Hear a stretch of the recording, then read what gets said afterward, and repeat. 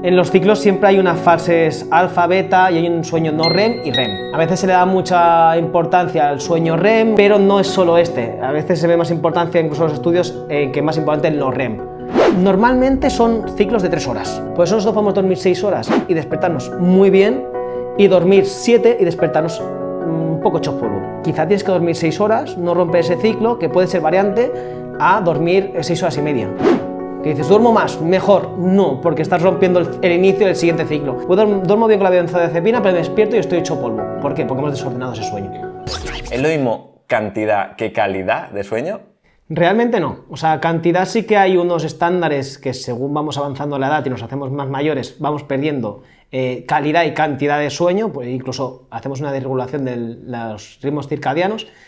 Pero la calidad es algo muy importante, porque no es lo mismo dormir 2 ciclos de sueño a dormir 2 ciclos y medio de sueño, porque si rompemos un ciclo de sueño es cuando nos despertamos hechos polvo, por ejemplo, o descansamos del todo, o es como si nos hubiéramos despertado en mitad de un sueño y no hubiéramos dormido nada. Entonces importa muchísimo la calidad, también la temperatura, tiempo que estás en la cama previo, cómo te despiertas, si despiertas con una pantalla justo antes, te vas a dormir con una pantalla justo antes.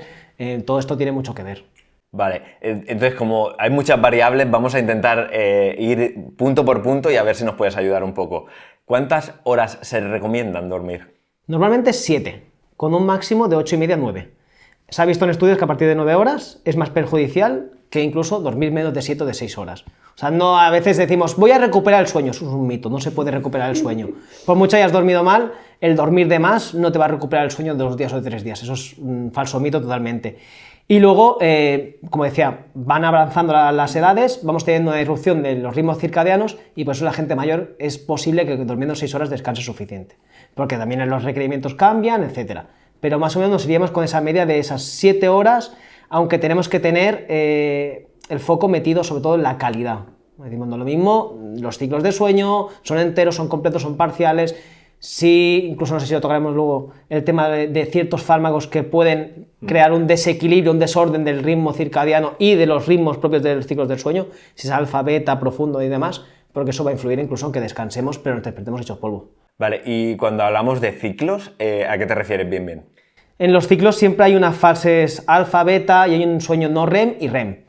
A veces se le da mucha importancia al sueño REM, que es el del movimiento rápido de ojos, de ahí viene el o sea, Fast Movement Ace, pero no es solo este. A veces se ve más importancia, incluso en los estudios, que es más importante el no REM.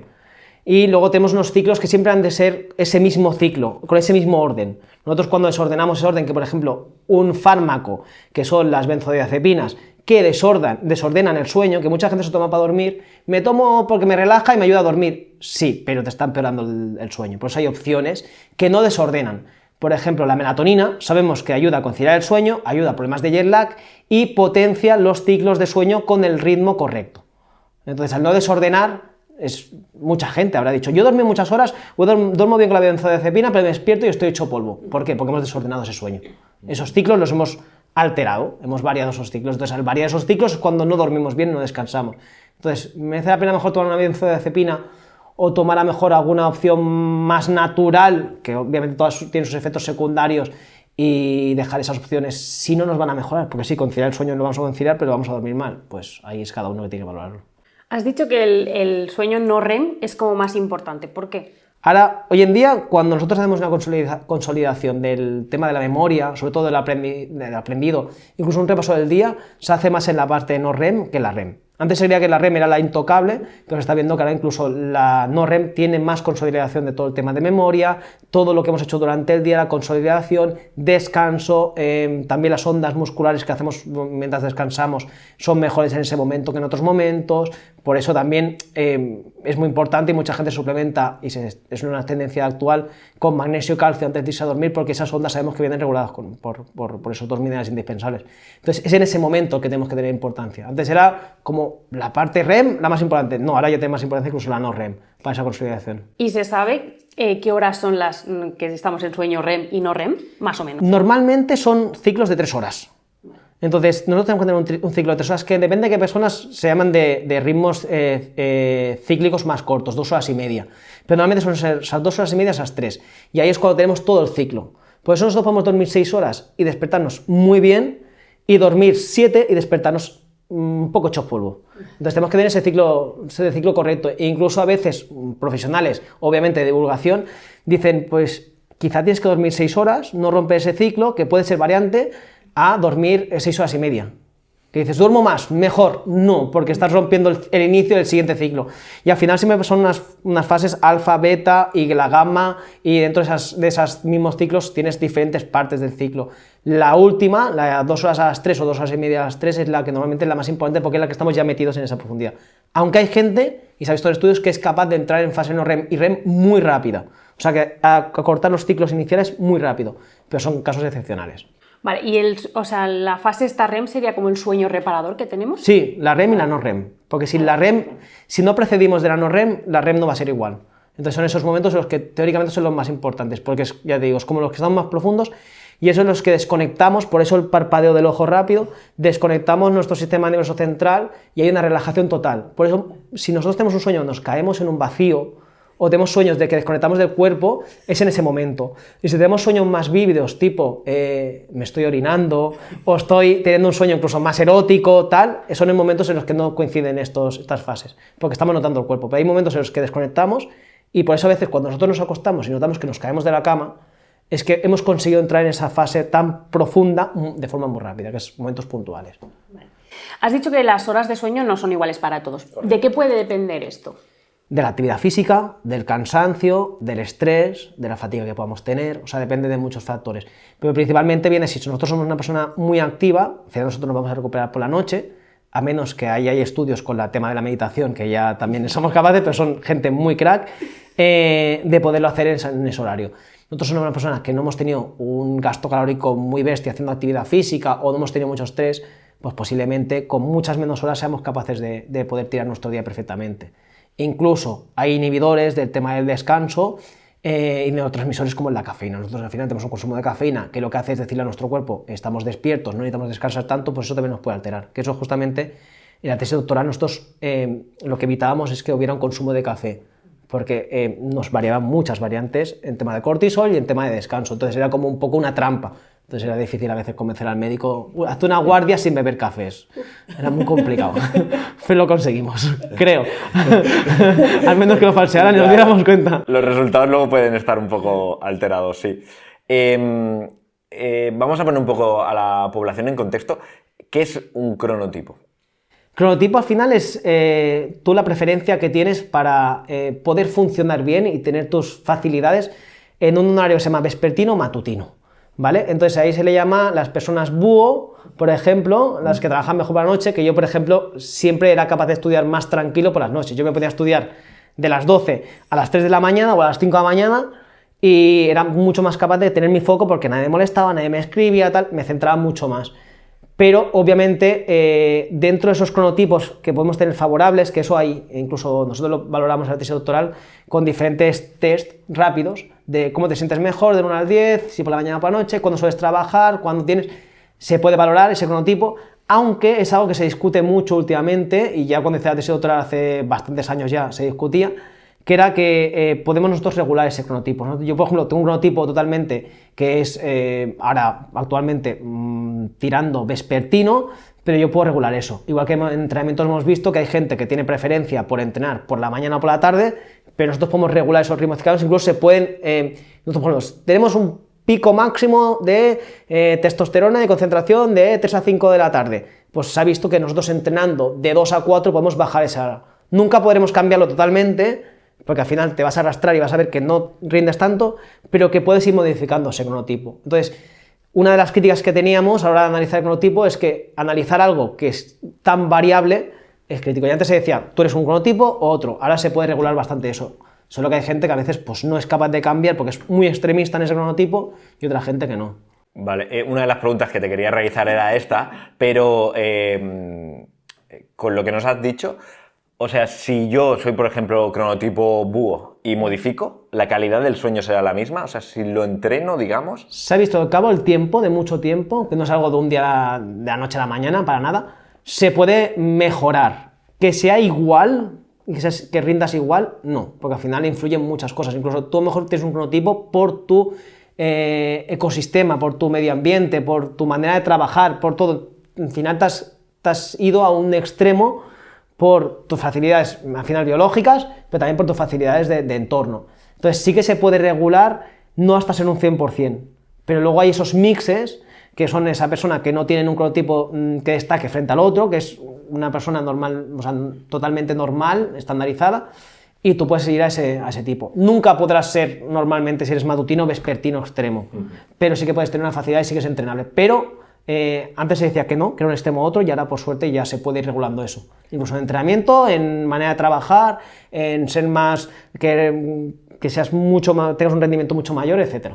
Vale, que me surge una duda, porque nosotros cuando viajamos, que nos vamos a la otra punta del mundo, ¿no? O sea, 8 o 10 horas de cambio horario, claro, el jet lag, o sea, al final lo acabas asumiendo, porque es algo que se asume. Pero claro, ese cronotipo, digamos que como que queda asociado a esas horas de luz de aquella zona, ¿no? O sea, seguirías en tu cronotipo, pero en otra zona horaria. Claro. Piensa al mismo tiempo que es diferente si viajas al este que al oeste. O sea, si sumas que si restas horas, es diferente. O sea, por ejemplo, puedes decir que yo viajando a Estados Unidos no tengas tanto jet lag que viajando a Japón, ¿vale? Por ejemplo. Y dentro de ese manejo de cronotipo, por ejemplo, los consejos máximos y más fiables que hay es sigue el ritmo del sitio donde vas a ir.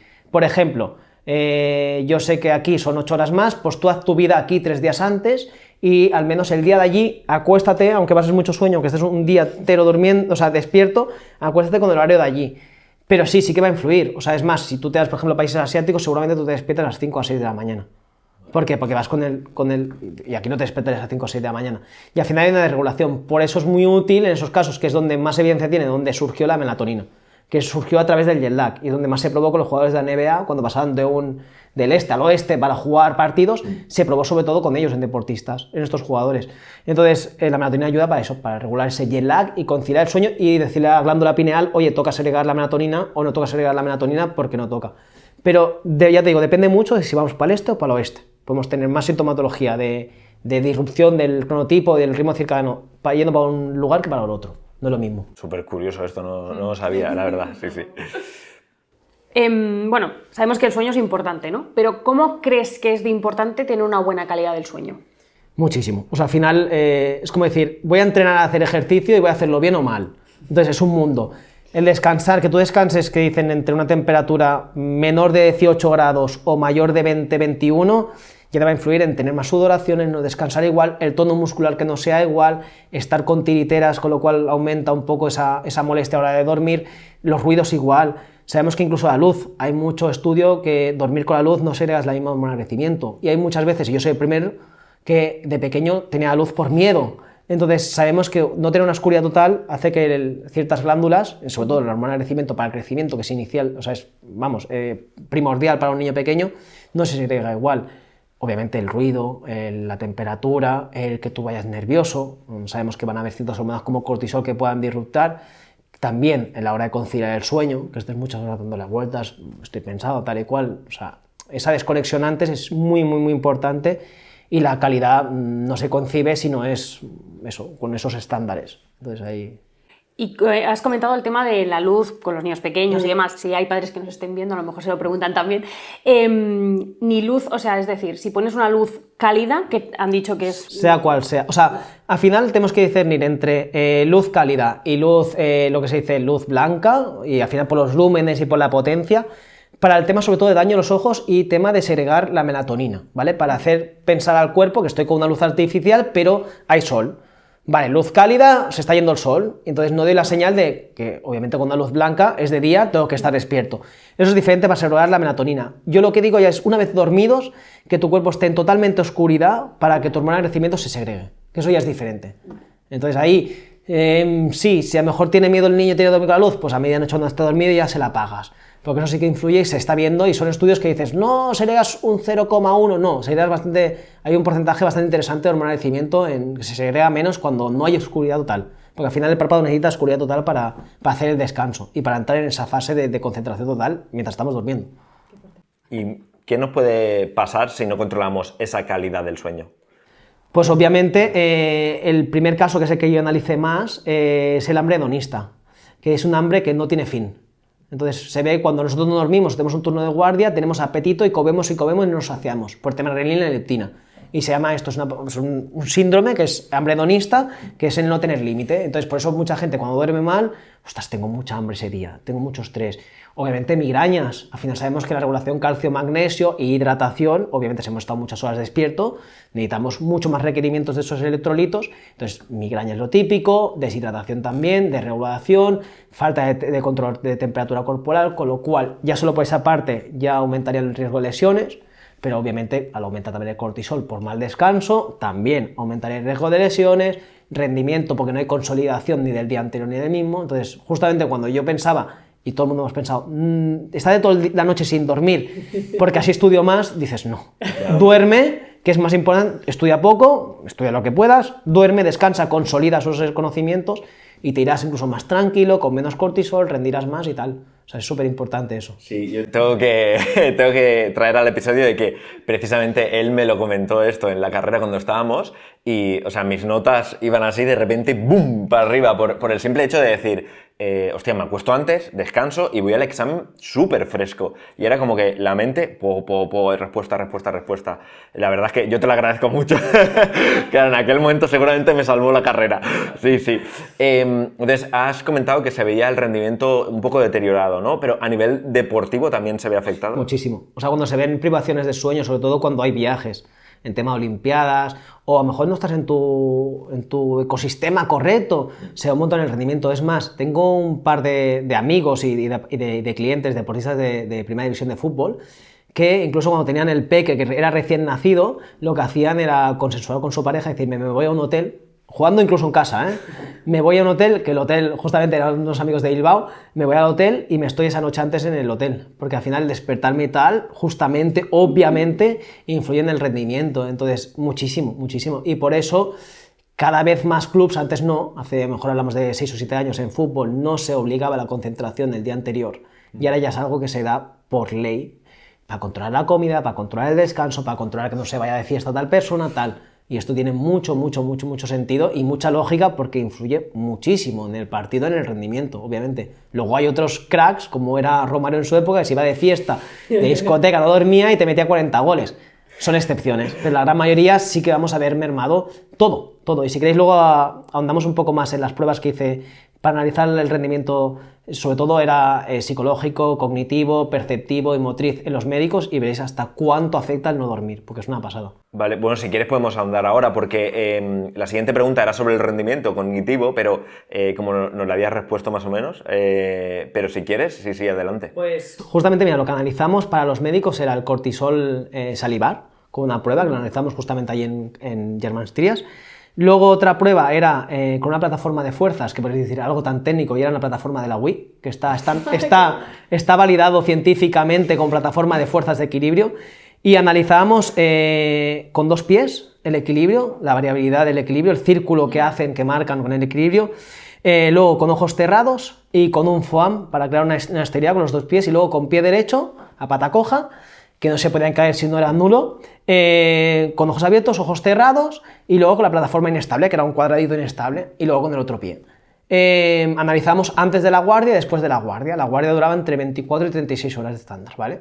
Y hablamos que entraban desde cirujanos traumatólogos, cirujanos que te van a operar una pierna en una urgencia, como personas más inmunólogos que a lo mejor no tienen tanta actividad, pero obviamente han de estar atentos de hacerte una analítica a las 3 de la mañana, a las 4 tal.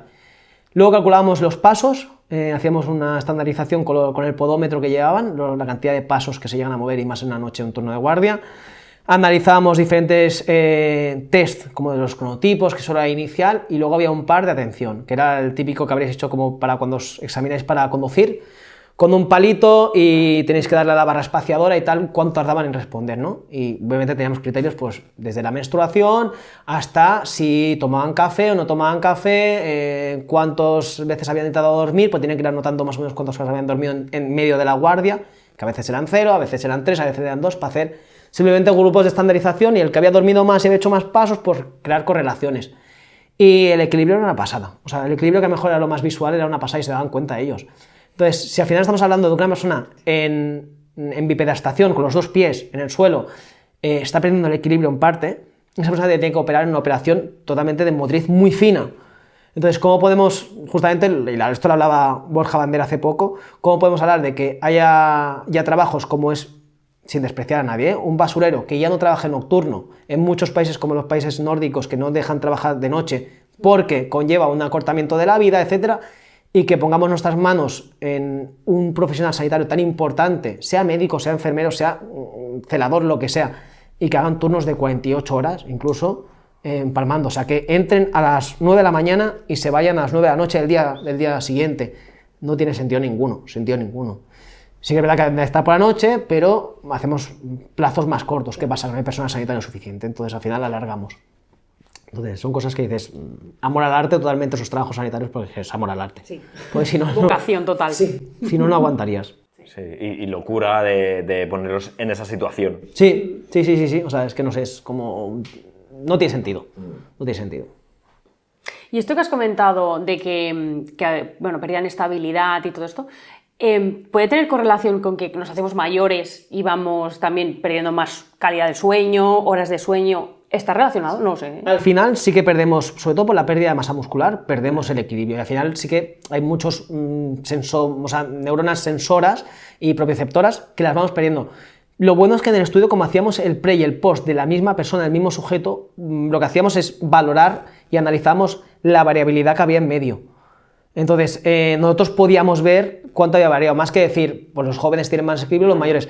Y otra prueba que analizamos justamente, que me parece interesante destacar, es la variabilidad de frecuencia cardíaca. La variabilidad de frecuencia cardíaca es, dentro de esos típicos electrocardiogramas de pip, pip, pip, pip, entre la onda S y T, cuanto más variable sea esa onda, cuanto más varíe entre un pip, pip y un pip, hace que nos adaptemos mejor a un estrés.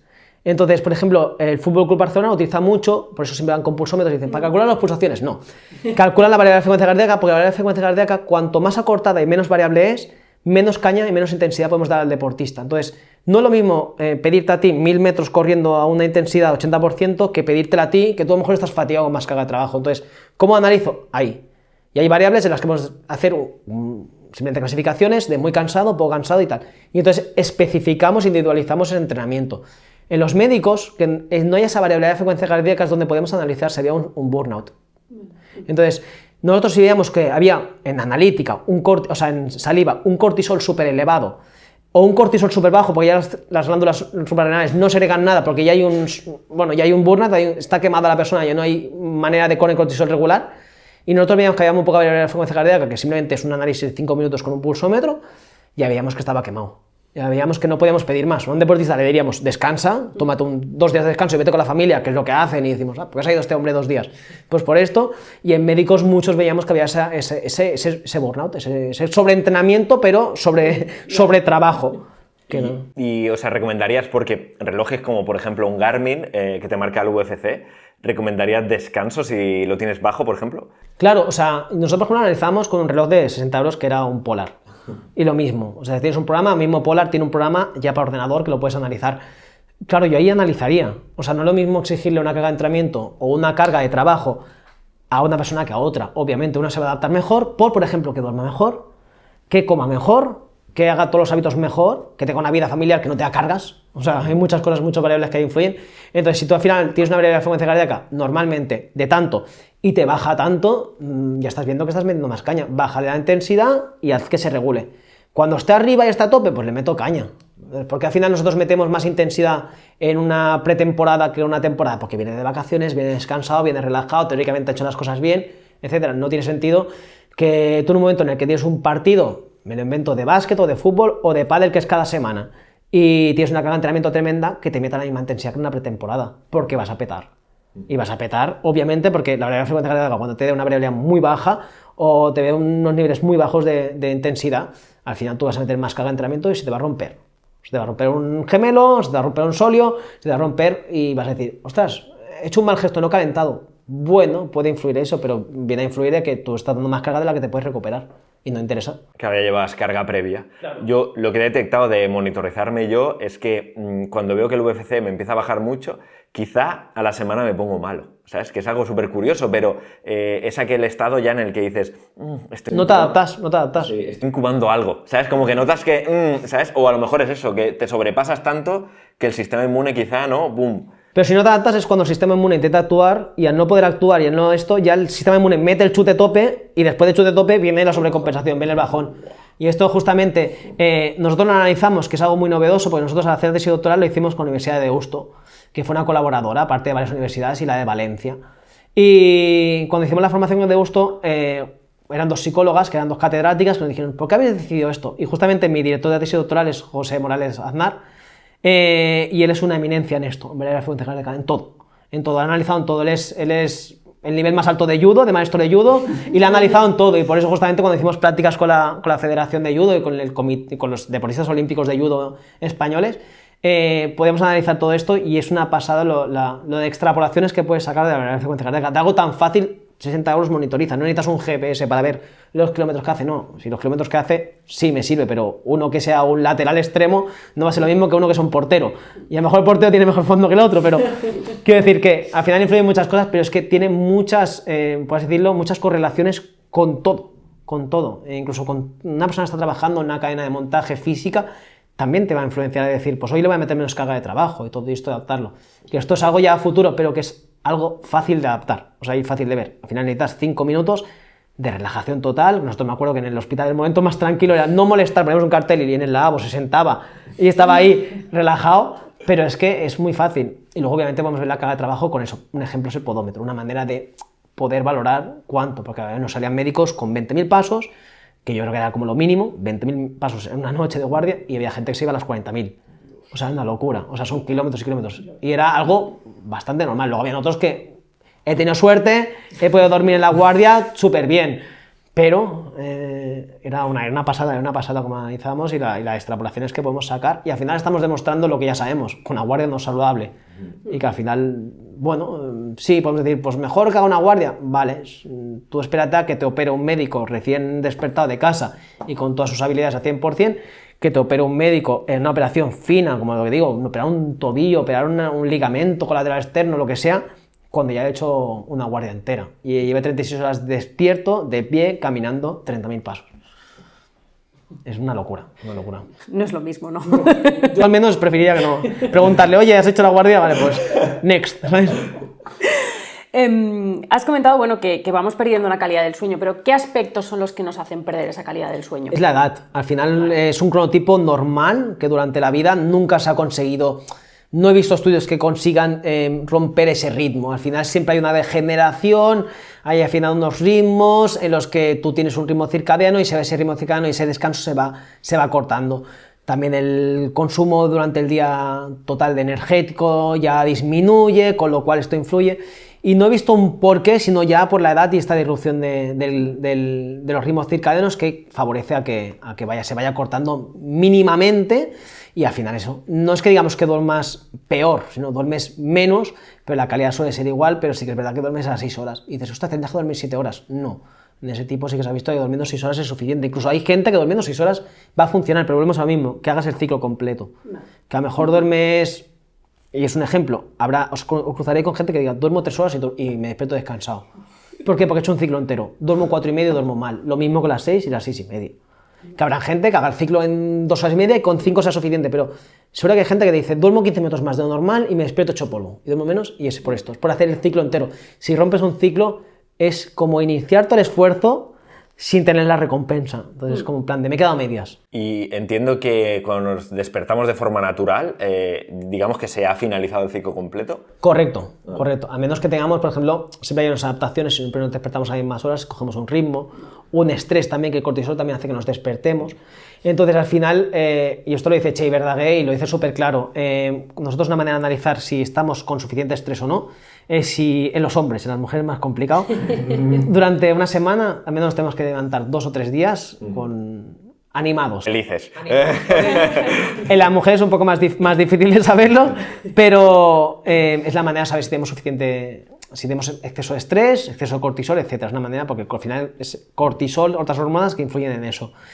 Pero, obviamente, aparte de la calidad, si nos despertamos solos, sabemos que hay otras cosas que también pueden ayudarnos, que es como el tema de los despertadores estos que se van iluminando del sol con la luz natural, porque sí que sabemos que incluso, y hay varios estudios que han salido en el 2021, que los estuve repasando hace poco y me parecen interesantes, que es el tema de que incluso las primeras horas de luz del amanecer y del atardecer influyen en menos riesgo de miopía y además en preparar el tono de la piel para tener menos quemaduras por los rayos ultravioletas y demás. Entonces me parece algo espectacular y es algo natural. Entonces el despertarnos y de repente, que yo soy el primero que por muchas veces móvil aquí con pantalla súper a tope, claro, al final está haciendo tu cuerpo como que, o sea, está dando una señal, primero de todo que son de las causas de ceguera más comunes que hay, de pasar de 0 a 100 de golpe, pero aparte no es real. Entonces el tener un reloj que se va iluminando poco a poco, que imite una luz cálida conforme el sol y nos vayamos despertando poco a poco, esto incluso nos hará pues tema de dolores de cabeza y muchas migrañas que son por estos despertar y estas luces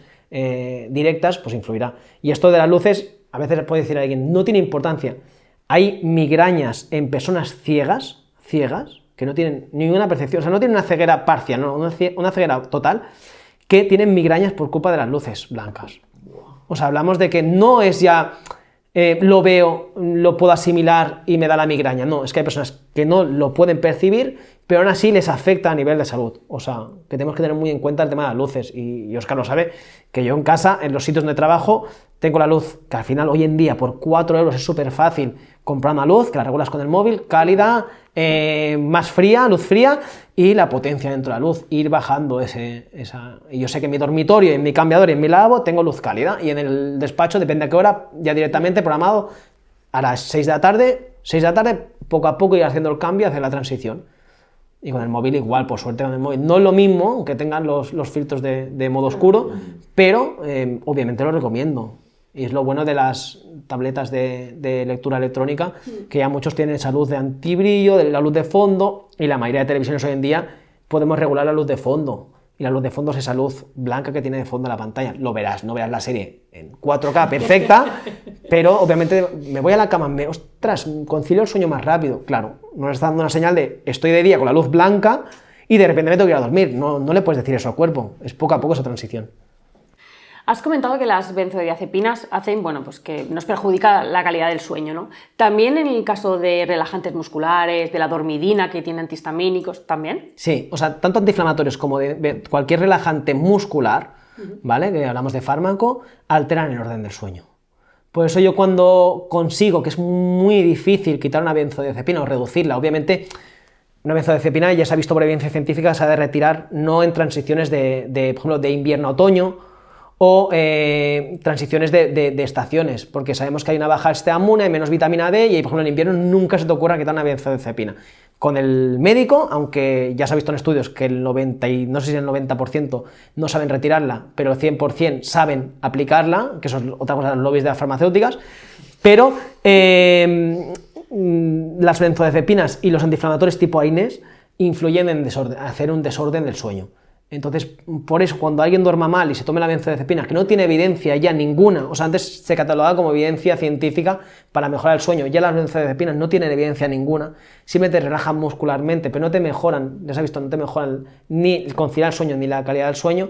Lo ideal es ir sacando eso y, obviamente, optar por compuestos sinérgicos como melatonina, obviamente, que es la básica, obviamente haciendo sus descansos para que no haya haya una sustitución de nuestra glándula pineal y pueda haber una calcificación de nuestras glándulas, sean dosis muy elevadas, y más en Estados Unidos que son 20 miligramos, es una dosis exagerada, con melisa, valeriana, también otros formatos de melatonina, derivados de melatonina o precursores como 5-HTP, triptófano e incluso el CBD. CBD que al final hoy en día ya sabemos que aquí el que tenemos es sin THC, que es la parte adictiva, pues el CBD sabemos que tiene un efecto relajante e incluso, te diría, a mí que me funciona muy bien, ashwagandha, melatonina y magnesio, ya está. Relajante, disminuidor de cortisol y un conciliador del sueño, y ya está. Entonces, tienes que dar dosis más elevadas para quitar una benzodiazepina, pero siempre que te venga alguien que diga, duermo muy mal y me tengo que tomar la benzodiazepina, es algo que tienes que trabajar porque esa persona asocia, estoy más relajado, me baja el estrés a mejorar el sueño, y esa persona dice, me despierto hecho polvo, obviamente. Y eso es lo primero que hemos de trabajar, porque a veces hay un hipotiroidismo escondido en un mal descanso o muchas alteraciones que pueden darse debidos a ese mal descanso, desde, ya te digo, desde patologías autoinmunes a patologías que dices, la pastilla va siempre, Eutirox va siempre, no, luego lo regulas y esa persona, estoy muy nerviosa, le baja la dosis, le quita la dosis y dices, ostras, es que yo no tenía hipotiroidismo, no era ni subclínico. Entonces, hay muchas cosas en las que influye, muchísimas. Increíble. estamos hablando de todo lo malo, digamos, de tener una mala calidad de sueño, ¿no? Entonces, ¿qué podemos hacer como individuos para mejorar nuestra calidad del sueño? Pues como decía, la temperatura es algo muy fácil. El ruido, obviamente, podemos regularlo, pero hoy en día ya hay cristales de doble cristalado y demás que también influyen. Obviamente el colchón, o sea, se ha visto que muy blando no es lo ideal, incluso a veces tenemos que ir a culturas japonesas, que es un futon, que es una manta encima y no tienes problemas de espalda, que incluso esto es algo que siempre discuto con mi padre, porque me dice, los perros siempre han dormido en el suelo y cuando les das unos colchones es cuando tienen problemas de espalda los perros, entonces, de columna. Entonces, al final es eso, al final es no tener exceso de calor ni exceso de frío, ruidos, la luz también influye mucho, obviamente el nivel del estrés te va a ayudar a conciliar mejor el sueño o no, la comida, obviamente, siempre tengo sueños, son sueños muy vívidos, pensemos, si has comido, sangre en el sistema digestivo, nuestro cerebro no puede estar nunca sin sangre, si estás sin sangre empieza a morir neuronas. Entonces nuestro cerebro está teniendo un sueño vívido, ¿para qué? Para envíame sangre.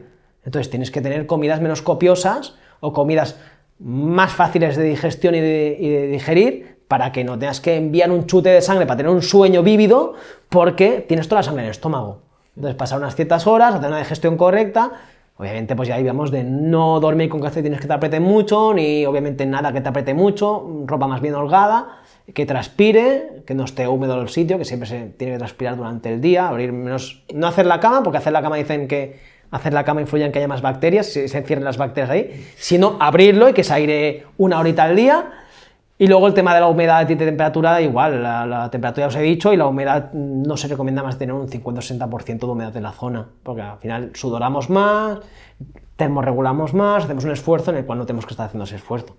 Pero sobre todo como hábito, aparte de temperatura y todo esto que a lo mejor puede ser regulable, en casos no, es el tema de la alimentación. Intenta comer separadito, si ves que tienes una comida pesada, pues obviamente pues reduce un poco el consumo de grasas que son más difíciles de digerir, o de fibra, y poco más, o sea, no hay mucho más secreto. ¿Cuánto tiempo recomendarías más o menos hacer la ingesta previa? Lo ideal, 2 horas, vale. Lo ideal. Esto es como cuando tomamos el Eutirox, lo ideal 2 horas. Hay gente que me dice, solo puedo media hora, sí. Pues tómatelo por la noche o tómatelo cuando te despiertas a hacer el pipí, pero lo ideal serían esas 2 horas, 2 horas, al menos 2 horitas. Bueno, sabemos que con la llegada de un bebé, pues el sueño es como una odisea. ¿Qué podemos hacer para intentar mejorar esa calidad del sueño, ya que a lo mejor no podemos cumplir con todas las horas que se deberían? Pues, primero de todo, algo que no le da importancia a la gente es dormir con el bebé. Se ha visto que cuando no duermes con él, por tema de supervivencia, porque al final se cree que está desprotegido, aumenta el cortisol y aprieta el tema de apego y tal. Entonces, eso es algo muy importante que me acuerdo tocamos en el máster, en el posgrado de PNI. Obviamente todos los hábitos que ya te he dicho ya son importantísimos y la melatonina es algo que funciona muy bien y la gente a veces se asusta porque dice a ver si no voy a conseguir oír el llanto del bebé. No, o sea, el llanto del bebé lo vas a oír igualmente. Al final la mujer, a diferencia del hombre, tiene un oído para agudos mucho más potente que el hombre. El hombre, un sonido grave, y una mujer, incluso tú posiblemente está durmiendo, le hables en voz grave y no te oiga, pero una voz aguda por el llanto de bebé biológicamente está más evolucionada, mucho más evolucionada para oír ese llanto. Entonces, al final hay poco que hacer. Al final es realmente, desgraciadamente, hay poco que hacer. O sea, si ya te estás mirando los hábitos, sí que es verdad que es eso, que yo recurro mucho a la melatonina con las mamas para ayudar, al menos en lo poquito que duermas, mejorar esa calidad del descanso, de ese poquito descanso que tengas. Pero al final es algo que es muy, muy complicado de mejorar y es una etapa que desgraciadamente es jodida. Sí, doy fe. Vale, ahora te voy a exponer varias situaciones que yo me he encontrado hablando con gente, ¿no? De problemas de calidad del sueño o de conciliar el sueño, etc. Entonces, a ver si nos puedes dar algunas recomendaciones para estas situaciones. Si cuesta que la persona se duerma, o sea, se tumba en la cama y le cuesta dormirse, ¿qué podría hacer? El magnesio es lo más efectivo para ello, ¿vale? Porque al final si cuesta eso, cuesta ese paso, necesitamos un poco un relajante muscular, estamos activos, ¿vale? Entonces, obviamente, hay en casos en los que la actividad física mejora el conciliar el sueño y otras en las que todas las catecolaminas están a tope hasta arriba y empeora. Entonces, en esos casos de esas personas les diría que lo separaran más, si no lo separan suficiente. Y en ese caso sí que haría una comida muy liviana, muy liviana en el sentido de que obviamente evitemos, pues sabemos que un exceso de ciertos edulcorantes y cierto contenido en alto en sal, sabemos que aumenta ese nerviosismo, entonces pues lo evitemos un poquito ahí. Luego comida más o menos más alta en hidrato con fibra, más que la grasa, para ayudar a relajar un poco más, ¿vale? Para no molestar en exceso. Y sobre todo ahí habría hábitos de dejar el móvil durante unos tiempos, porque al final si él está ahí como en plan de que estoy a medias, es porque le está dando la sensación esa. Incluso esa persona es la típica que dirá, me despierto a las 5 de la mañana y no me vuelvo a dormir. ¿Qué haces? Coges el móvil. Vale. Pues no, o sea, al final, piensa, el cuerpo quiere sobrevivir. Entonces, si tú al final te despiertas por la mañana, siempre a las 7 de la mañana y coges el móvil, tu cuerpo dice, vale, me tengo que coger el móvil, me despierto a las 6 de la mañana por coger el móvil. Si tú a las 5 de la mañana o a las 6 de la mañana te despiertas y te estás media hora tocándote las narices pero mirando al cielo, el cuerpo al final, al cabo de una semana va a tener la señal de, no hago nada. Entonces esta media hora la voy a aprovechar durmiendo, pero al final es un hábito, el hábito el cual adquieres si tienes un ritmo con ese hábito. Entonces tú al final, si te despiertas a las 5 de la mañana, está bien, estate tranquilo, a 5 y media. Es igual cuando no vas al lavabo. Vas al lavabo y te sientas cuando tienes ganas, o te sientas igualmente, siéntate. Relájate, a lo mejor no eres consciente de que tienes ganas de ir al lavabo. Siéntate igualmente y estate esos 10 minutos relajado, sin la familia, con el pestillo puesto, que no entre nadie y relájate. Y luego dices, ostras, que ahora desde que he hecho esto, ahora me entran ganas ya, ¿sabes? Al final no somos conscientes de nuestras señales, pero si nosotros despertamos y estímulo de estrés o tal o cual, al final tú vas a decir, vale, me despierto hasta ahora porque tengo este estrés. Antes no lo tenía, pero yo creía que lo tenía, ahora lo tengo. No le des esa señal.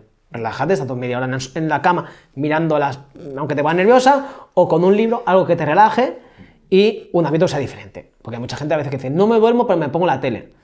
Tú estás viendo durante el mediodía, estás estresada, estás viendo la tele. Estás dando el mismo estímulo cuando tienes que ir a dormir con esto, que sea algo totalmente diferente. ¿Tú nunca lees? Pues lee por la noche y te relaja.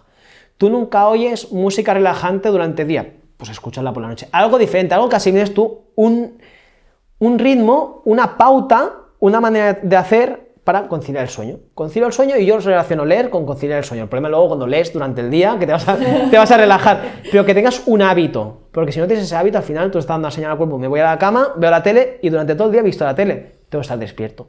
Algo diferente, algo que tengas tus pautas, tu ritmo, tengas tu monotonía para que tu cuerpo asimile ese ritmo. Al final somos animales de costumbres. Entonces la mejor manera de decirle, te voy a dar un orden y tienes que cumplirlo. Sí que yo creo que se habla mucho de la rutina de activación por la mañana y poco de la de desactivación por la noche, ¿no? Que sería un poco esto que estás comentando. Vale, y si la persona se levanta durante la noche, que es la típica persona que no deja de dar vueltas, se levanta, da vueltas... Ahí tendríamos que hacer un podcast aparte y me propongo como charlatán, pero tenemos que ver, porque al final hay muchos ritmos, cada órgano tiene un ritmo circadiano. Entonces, si nosotros nos estamos despertando siempre a las 3 de la mañana, puede haber un problema de pulmón, de respiración, que es cuando, por ejemplo, entran los ataques de tos, durante las 2-3. Si siempre es a las 5 de la mañana, a diferencia que trabajemos, pues puede haber un problema renal. Hay unos ritmos circadianos y normalmente durante la noche es cuando está el máximo de activación de ese órgano. Entonces nos puede estar dando una señal, si siempre es el mismo. Aún así, la gran mayoría de personas, y cuando he tenido en consulta casos de insomnio bestias, hemos ido a lo más raro, friki, que es, vamos a mirar la orientación de la cama, ¿vale? Y eso, la suerte de los que tienen perro, es que el perro siempre, los romanos cuando iban a hacer guerras, iban a conquistar sitios y todo, siempre llevaban un perro con las tiendas de campaña y donde se asentaba el perro sabíamos que no había una corriente ni eléctrica ni de agua abajo. Entonces esto influye obviamente en las corrientes magnéticas de nuestro cuerpo. Y influía también en la posición, que tenemos que dormir hacia el norte, no hacia el sur, etc. Entonces el perro ahí donde se ponía, pum, tiendas de campañas ahí, dormíamos donde dormía el perro. Y los perros a veces tú les pones una cama en un sitio y no se van a dormir ahí, se van al otro lado. ¿Por qué? Porque ellos sí que son capaces de tener una brújula interior, nosotros la hemos perdido hace mucho tiempo. Entonces, a veces ha habido casos de insomnio muy bestias en los que he hecho todas las cosas y al final ha sido, hazme una foto de la habitación de la casa. Vale, puedes mover la cama, gírala, cámbiale el cojín, ponte a dormir aquí. Hostia, tengo que mover el esto, tal, y se ha solucionado. Y a veces hay corrientes de agua, corrientes eléctricas que pasan por debajo y que obviamente nos van a afectar. Si a veces nos afecta la electricidad estática, si no vamos descalzos, nos afecta la electricidad estática y nos pega un chispazo, ¿cómo no nos va a afectar en algo del descanso? Tenemos que estar realmente nuestros músculos con un tono muscular y una activación eléctrica mínima, pero tenemos que tenerla. ¿Cómo no nos va a afectar el que haya una corriente de agua por debajo? O de que estemos durmiendo desorientados. Entonces, a veces es decir, no duermes bien desde que esto, y la pregunta clave, cuando te vas de vacaciones duermes mejor, obviamente estás menos estresada, pero cuando has sido un fin de semana y has ido con el mismo estrés, ¿has dormido mejor? Sí. Ostras, mira con el móvil qué brújula tiene. Pues mira, es norte-este. Intenta ponerlo en casa. Y a veces incluso en casas pequeñas, pisos de Barcelona pequeños, la ha movido y ha dormido mejor. Entonces eso influye mucho. Luego también, obviamente, hay gente que ya es por tema fisiológico, orinar. Vale, pues sabemos que normalmente aumentando el consumo de sal, que es algo que he dicho antes que no, aumentando el consumo de sal, retenemos más líquido, con lo cual o bajas la hidratación durante esas últimas horas o aumentas el aporte de sal en esas horas para retener o para no aportar tanta agua. Y eso influye en las horas de admicciones. Pero ahí también tenemos que ver en hombres a partir de los 40 años hasta los 60 años, sobre todo los 40-50, siempre hay una hiperplasia benigna o maligna, un agrandamiento de la próstata. Eso también influye en las ganas de miccionar y que te quedes a medias y tal. Entonces ahí tenemos que ver. Si encontramos una analítica y vemos que el nivel PSA está súper elevado, obviamente ahí no hay más. Y si no, sabemos que suplementos como el licopeno, saopalmeto y semilla de calabaza influyen en disminuir cuando es patológico el número de micciones, porque sabemos que si el número de micciones por noche son más de 3 es patológico. Entonces ahí podemos tratar con eso, con semilla de calabaza, con licopeno, que es tomate frito, y semillas de calabaza y el saopalmeto es más difícil ya en alimento de disminuir las micciones, que tienen evidencia para disminuir el número de micciones nocturnas. Bueno, quiero aprovechar que has comentado qué te sucede si la gente que viene a consulta te comenta y tal. Que para el que no lo sepa, bueno, Alex pasa consulta con muy poquita gente, ¿no? O sea, es un grupito muy pequeñito. Entonces, pues, podéis contactarlo a través de redes sociales, que las habremos dejado en la descripción del vídeo. Y también seguirle, porque es una máquina, claro, todo lo que expone, pues cualquier cosa por ahí lo podéis comentar. Bueno, ya para cerrar este bloque, nos has hablado del doctorado y bueno, más que nada queríamos saber qué conclusiones sacaste. Pues realmente, sí, es la evidencia de que un personal sanitario no puede estar en un turno de guardia, que no diré nada nuevo, no puede estar en un turno de guardia porque se afectan todo. O sea, no hay un parámetro que hayamos analizado que no se haya notado un rendimiento tan disminuido que vamos a decir, aquí no hay diferencias. No, en todo hay diferencias. En todo, incluso al cabo del tiempo, hablando con mi director de tesis, nos alegramos de que realmente lo hiciéramos con médicos, porque con militares habría sido chulo, pero haríamos tener nuestros límites más éticos y tal, pero es una pasada lo que se ve afectado y esto nos viene a decir todo. O sea, duermes mal, obviamente te va a afectar en todo y al final hablamos de lo más sencillo, la hambre hedonista, esta que todo el mundo habrá experimentado, no dormido bien, o llego de fiesta, obviamente si me he movido, está bailando todo esto, tengo un gasto calórico, tengo hambre, pero ¿qué comes y no te sacias? No el comer igual, el que no te sacias.